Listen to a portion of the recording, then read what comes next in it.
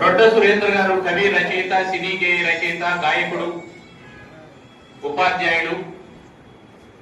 వీరు చిత్తూరు జిల్లా ఐరాల మండలం గోవిందరెడ్డిపల్లి గ్రామంలో శ్రీ జయరామయ్య గారు, శ్రీమతి చెంగమ్మ దంపతుల కుమారుడిగా 1969 జూన్ 1న జన్మించారు. ఎంఏ బిఎడ్ చదువుకున్నారు. వారి భార్య ఉషారాణి గారు, పిల్లలు జ్ఞాపిక, శీర్షిక, వారు కూడా సభలో ఉన్నారు. హై స్కూల్ చదివే రోజుల నుంచే రచనా రంగం పట్ల ఆసక్తి కలిగినటువంటి సురేంద్ర రొడ్డ గారు 1992లో ప్రియా అనేటువంటి కవితను రాశారు. అది ఆంధ్ర భూమిలో ప్రచురితమైంది.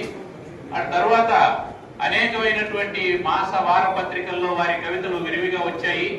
ముఖ్యంగా వారు ప్రచురించినటువంటి నాన్న పచ్చి అబద్ధాల కోరు అనేటువంటి కవిత ద్వారా వారు జగత్ ప్రసిద్ధులయ్యారు.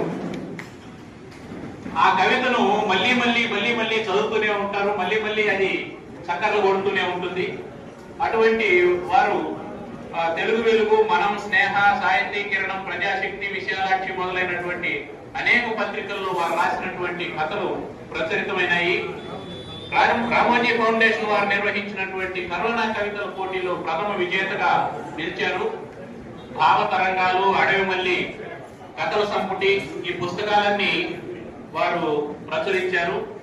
మదనపల్లి సాహితీ కళావేదిక, ముత్యాల సరాల మాసపత్రిక, సేనా సేవా సాహితీ ఫౌండేషన్, కుప్పం రెడ్డమ్మ సాహితీ పురస్కారం, కవిశ్రేష్ఠ బిరుద పురస్కారం మొదలైనటువంటి ఎన్నో పురస్కారాలు వీరు అందుకున్నారు.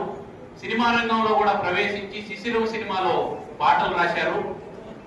తర్వాత విస్తృతంగా సాగుతూ ఉన్నటువంటి వీరి బహుముఖ్యమైనటువంటి సాహిత్య కృషిని గుర్తిస్తూ విశ్వశ్రీ సాహితీ సమాఖ్య గార్లపాటి పురస్కారాన్ని అందజేయడం జరిగింది. ఈ పురస్కారానికి వారు అంగీకరించినందుకు వారికి కృతజ్ఞతలు తెలియజేస్తూ ఉంది విశ్వశ్రీ సాహితీ సమాఖ్య.